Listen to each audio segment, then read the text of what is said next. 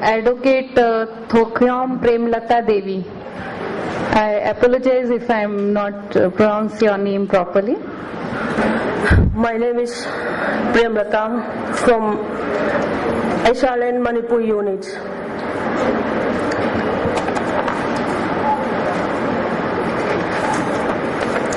आज मैं बहुत खुश हूँ कि मैं कोर्ट के एक्सपीरियंस और जजमेंट के बारे में बोलने के लिए हम चांस मिला है।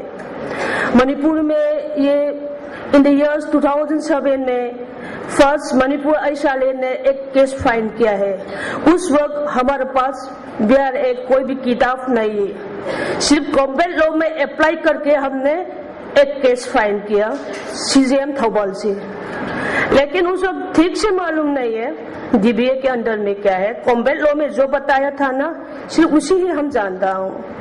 फिर ये केस फाइल करने के बाद इंसिडेंट रिपोर्ट प्रोटेक्शन ऑफिसर ने बनाना है। उस वक्त प्रोटेक्शन ऑफिसर नहीं है, सर्विस प्रोवाइडर नहीं है, तो फिर हम जानता था प्रोटेक्शन ऑफिसर का जरूरत है। फिर हमने ये केस पेंडिंग करने के अंदर में एक PL फाइल कर दिया। PL जल्दी ही फटाफट प्रोटेक्शन ऑफिसर सिलेक्शन किया। फिर मैंने इंसिडेंट रिपोर्ट बनाया, इंटरिम ऑर्डर लिया, जल्दी ही इंटरिम ऑर्डर लिया। फिर 30 डे के अंदर में वो केस डिस्पोज हो गया। वो लड़की 2000 इंटरिम ऑर्डर मिला है। काउंसलिंग भी उस वक्त नहीं किया है क्योंकि सर्विस प्रोवाइडर नहीं। फिर हमने एक RTI केस फाइल किया है सोशल वेलफेयर से। फिर वो सर्विस प्रोवाइडर का वो पता कहाँ से उसको जानना है, तो जवाब नहीं आता। तो मैं सोचा था सर्विस प्रोवाइडर रखना मणिपुर के लिए बहुत जरूरी है, क्योंकि मैं WGI से काम किया है, तो ये एक बहुत ही अच्छा एक है। तो मैंने NGO लोग के साथ ऑफिस गया था, हमने रिक्वेस्ट किया है, वही फॉर्म दिया है, यही फॉर्म फिलअप करो और सोशल वेलफेयर में फॉर्म को दे दो, और तुम सर्विस प्रोवाइडर होने के नाते ये मिलेगा वो मिलेगा। बहुत काउंसलिंग किया है, वो लोग फॉर्म सबमिट किया है, फिर सर्विस प्रोवाइडर हो गया। फिर आइसलैंड यूनिट भी एक सर्विस प्रोवाइडर हो गया। उसके बाद एक केस ऐसी तरह डिस्पोज हो गया। उसके बाद जल्दी केस बहुत आ गया।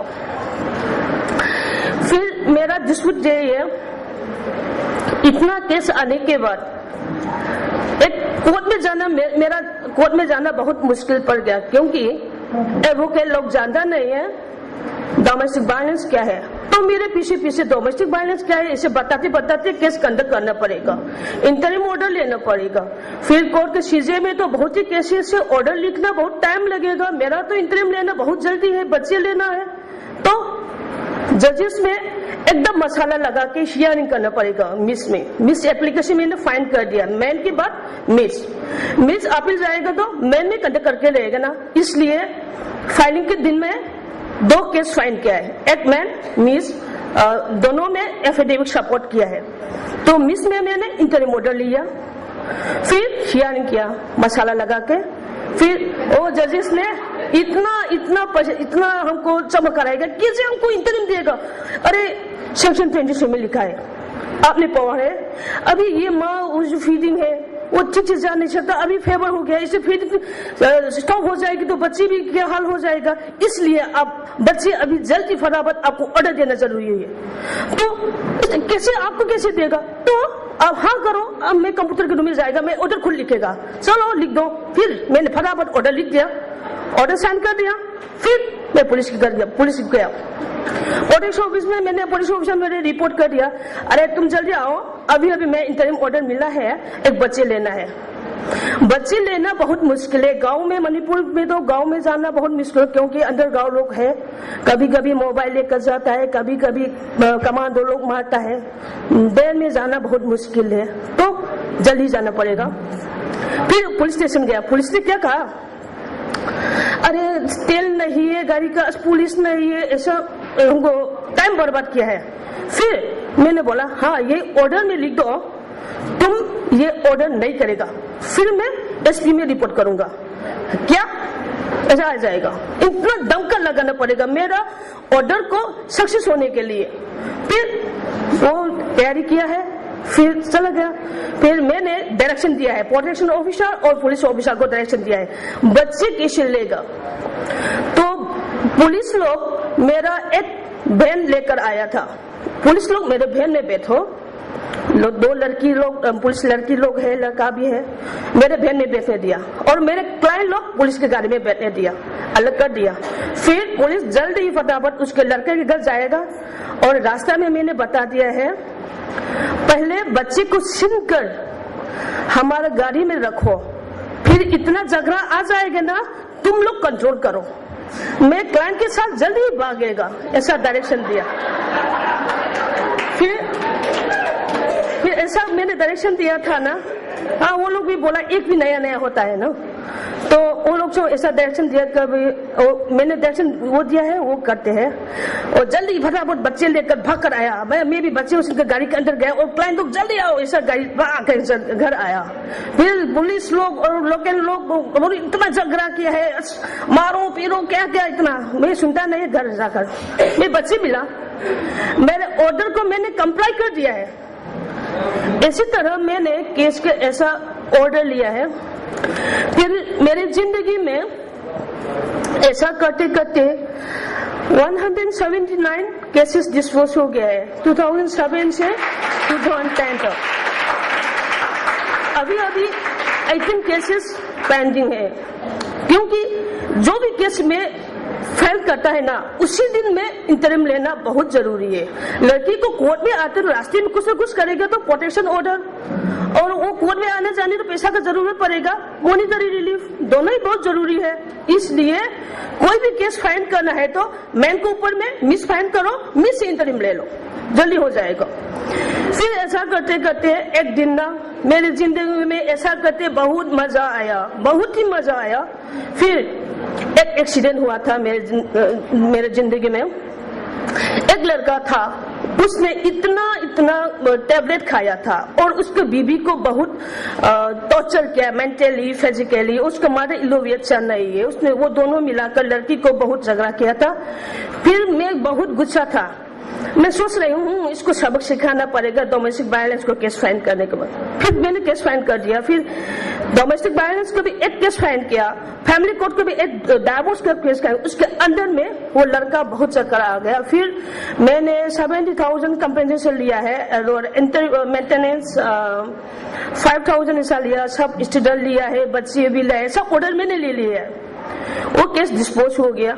एक महीने के बाद वो लड़का उसका एग्रीपर्सन के घर में आया और बोला तुम घर आओ, तो लड़के नहीं मैं नहीं आएगा, तो आज लास्ट डे है, दूसरा तुम हमको मिल नहीं सकेगा।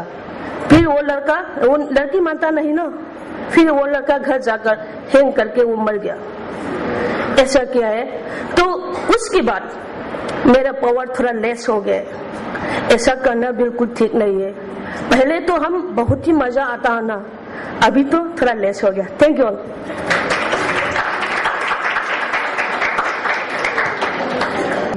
There are 3 advocates from Assam, so they have to distribute their time among themselves. I leave it to them. Advocate Tanushree Hazarika.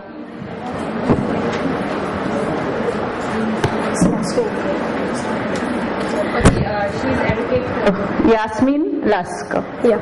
Good afternoon, everyone. I'd just like to give a little detail so that my friends too can carry on. First, I would just like to start by saying that DV Act in totality is not a punitive act at all. It simply provides protection to the women who are subjected to domestic violence. So, from December last year, from January last year to December 2009, so far HRL and Guwahati, Assam have been dealing 39 cases, and so far we have received 18 orders.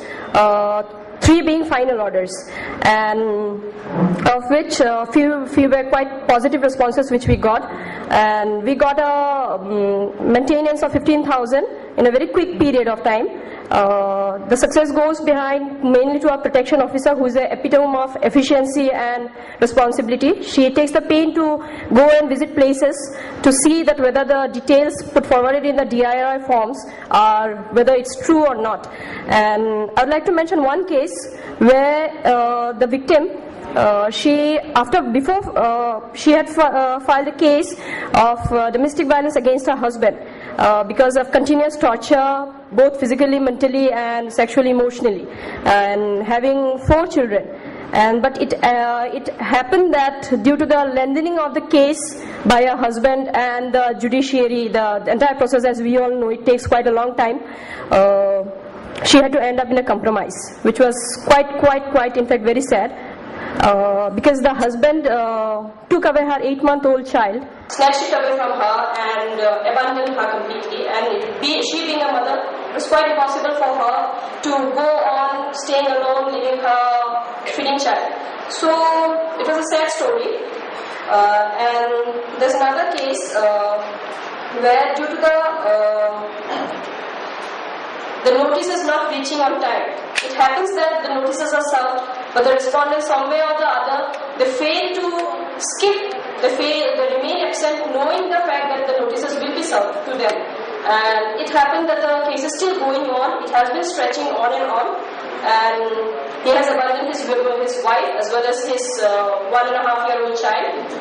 And there's another case where the appellant had received a maintenance order of 80,000 rupees as monthly expenditure, keeping in view that she belonged to a socially affluent family. And there's another point I would like to point that when we, especially the Guwahati chapter, while taking cases of DV, especially, we see that whether the cases are genuine or not. Because it happens that we directly don't go to the face value of the case by listening to the story what the woman put forward.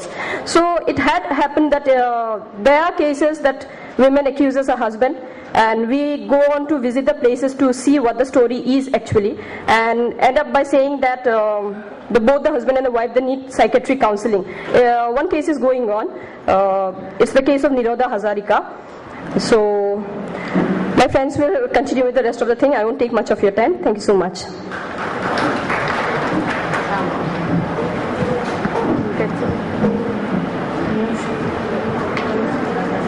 Good afternoon, everyone.